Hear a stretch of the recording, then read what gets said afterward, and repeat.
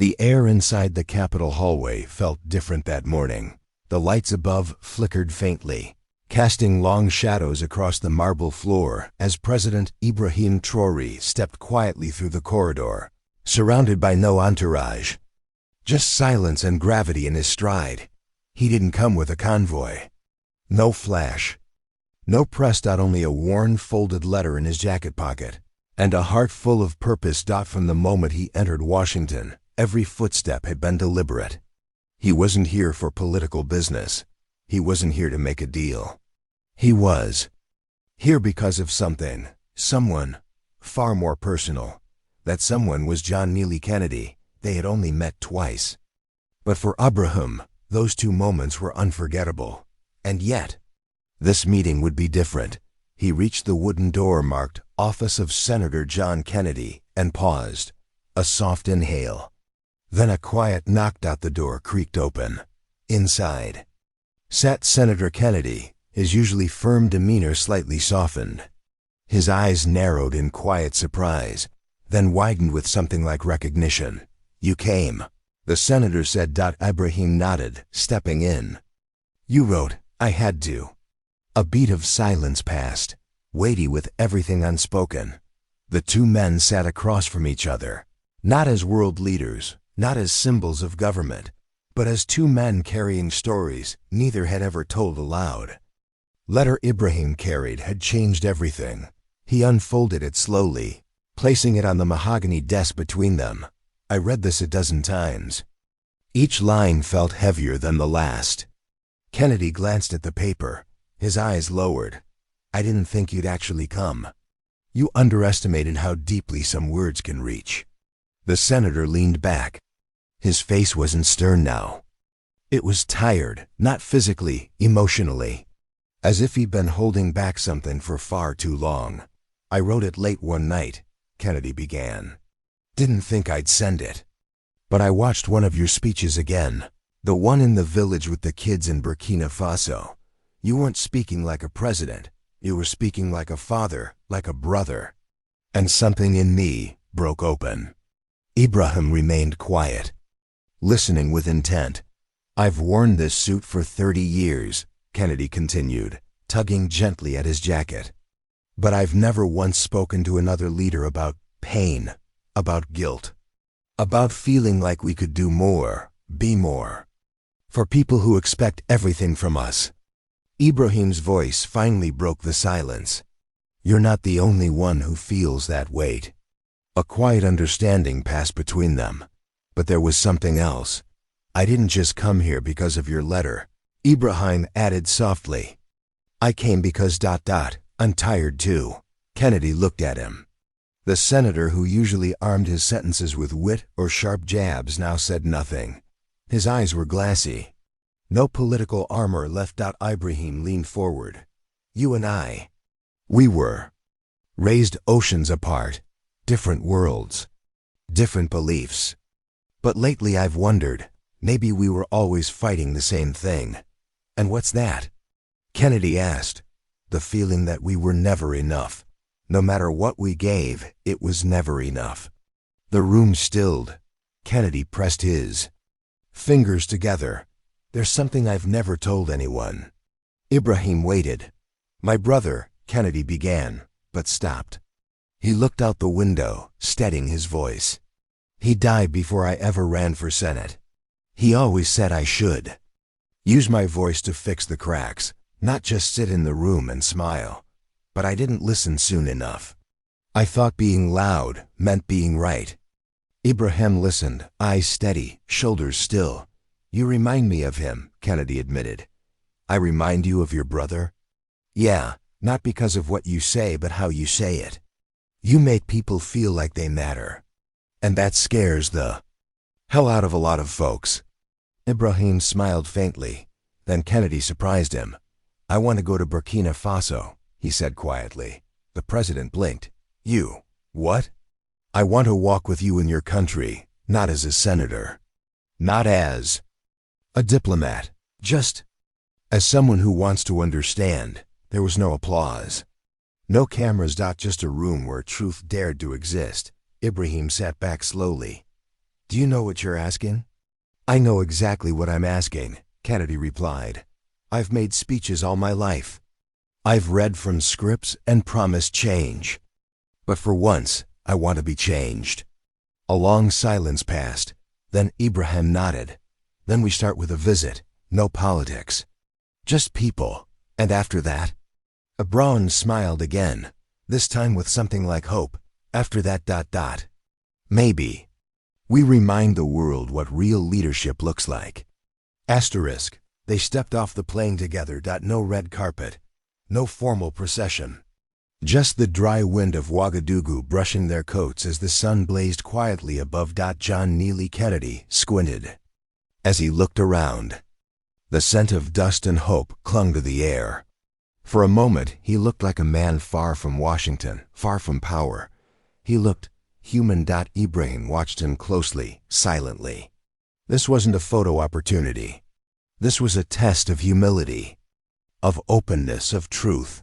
Children were waiting near the edge of the tarmac, barefoot but smiling.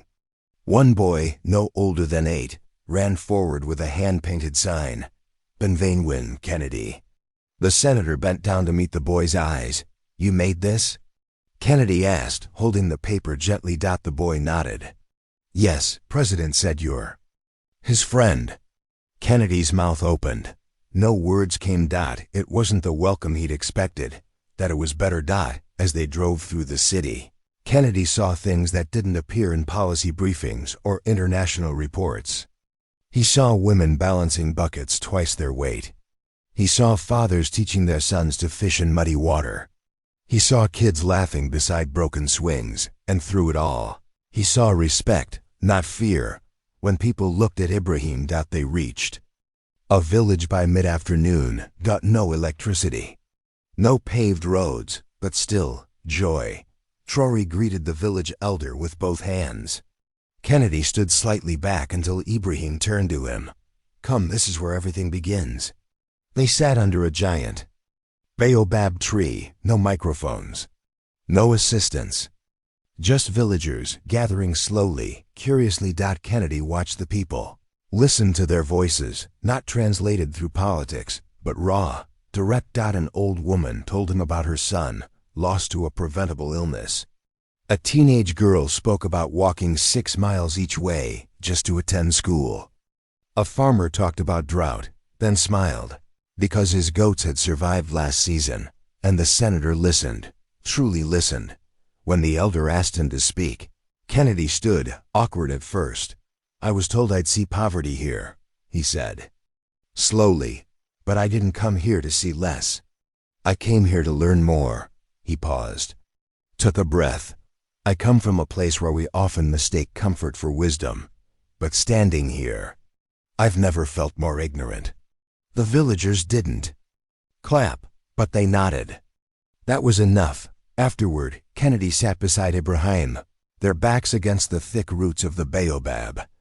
I thought I came here to teach, Kennedy admitted, almost whispering.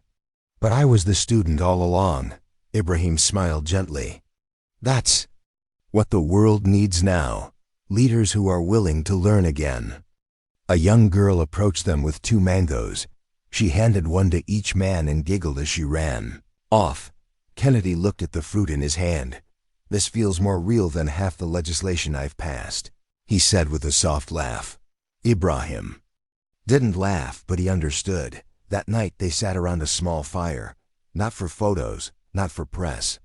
Just 2 men, thousands of miles from their titles, speaking like brothers under a sky full of stars. Kennedy's voice dropped. I always thought being in office meant building walls to protect your people. But you build bridges instead. I used to build walls too, Ibrahim admitted, until I realized I was on the wrong side of them. A long pause. Will they understand this back home? Kennedy asked, unsure. Some will, Ibrahim replied. And for the ones who don't, we lead anyway. The fire crackled. Crickets sang in the grass nearby. No cameras. No applause. Just change, quietly being born between 2 men under a Burkina night sky. 3 days later, the jet touched down in Washington, D.C. The wind was colder now, sharper, as if to remind them that reality here had teeth. They didn't speak much on the ride from the airport. Something between them had shifted.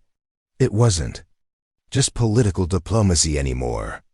It was personal. As they stepped into the Capitol, aides swarmed Kennedy, whispering updates, reminding him of talking points. But he raised a hand. "I'll speak from the heart today." Ibrahim followed beside him, a silent presence in a building that rarely made room for quiet strength. The press conference had already begun. Flashes of cameras. The hum of networks going live.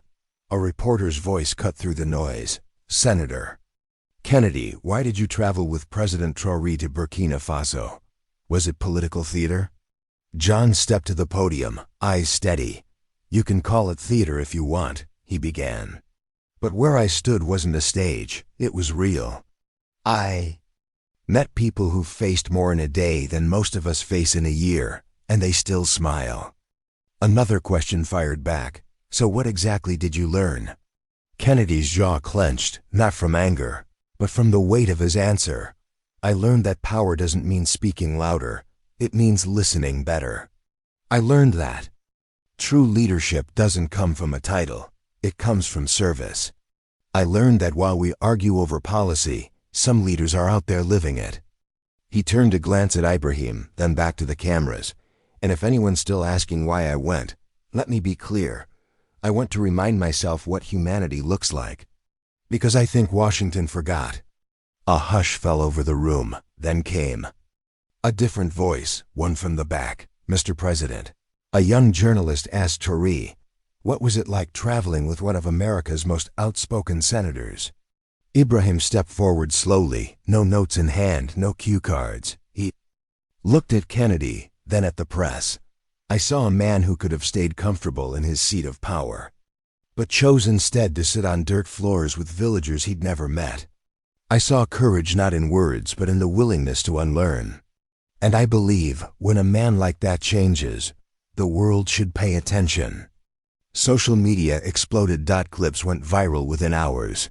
The most unexpected friendship of the year trended globally. Pundits scrambled. Analysts were confused.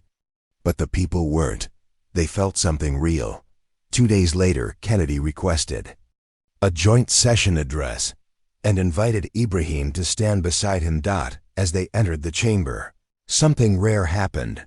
Applause from both sides of the aisle. Kennedy stood first. "I didn't bring President Traoré here to lecture us. I brought him here to remind us." He paused. "We've built walls between countries, between parties, even between neighbors. But this man builds bridges." He gestured toward Ibrahim, who stepped forward slowly. He didn't speak loudly. He didn't need to. "In my country we don't have much," Ibrahim said. "But what we do have, we give. Our hands, our time, our hearts." He looked around the chamber. "America is great not because of its wealth, but because of its will. I've seen that will before.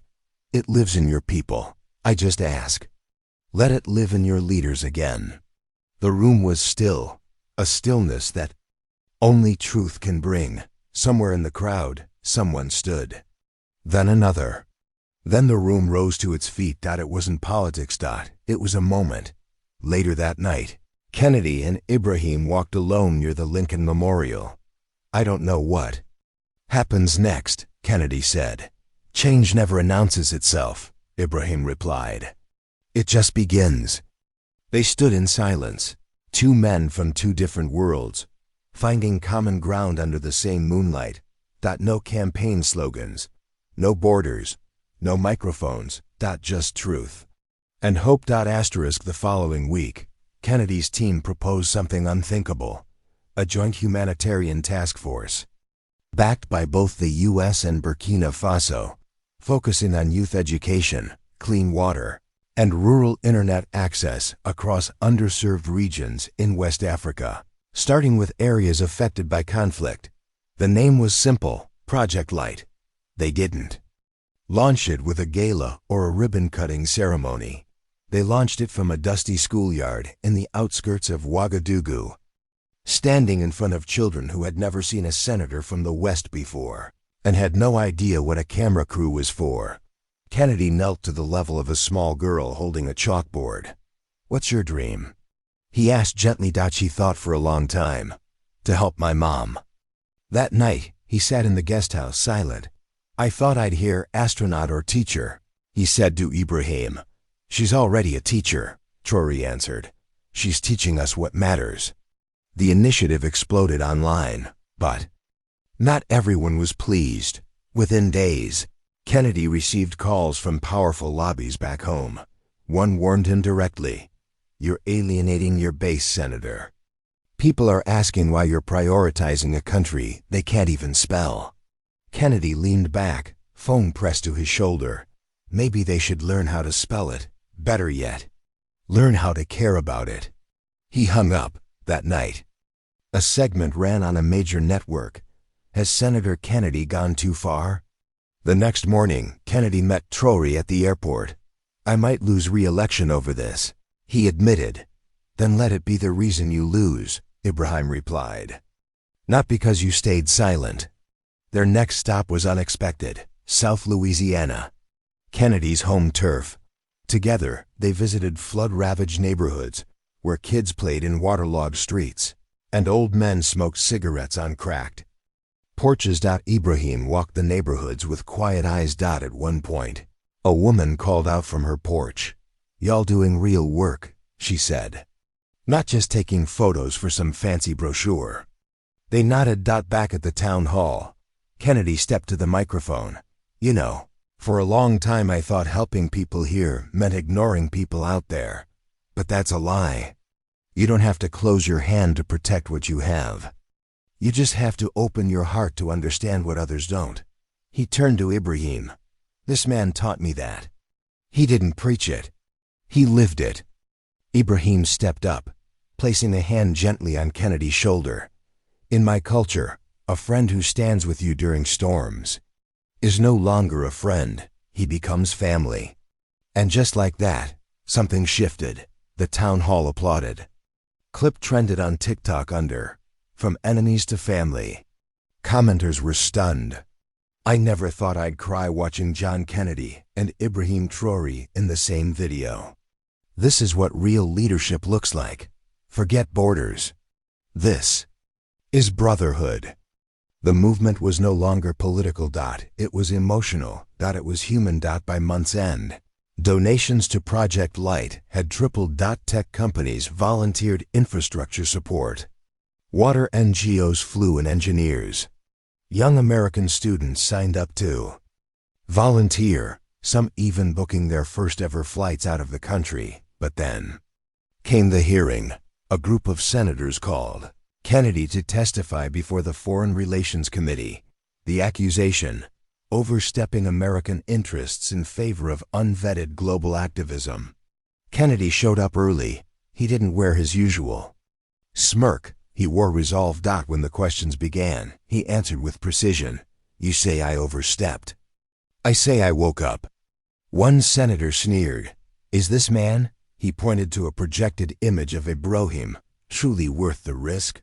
Kennedy didn't flinch. "I would trust him with my life before I trust some of the lobbyists funding this room." Gasps. But no retractions. Outside the chamber, reporters swarmed him. One asked, "Would you do it all again, Senator?" He glanced sideways at Ibrahim, who was standing quietly to the side. "Yes," Kennedy said, "twice." Later that evening, they stood together on the steps of the Capitol. No audience. No lights. Just two men looking out across a city of power.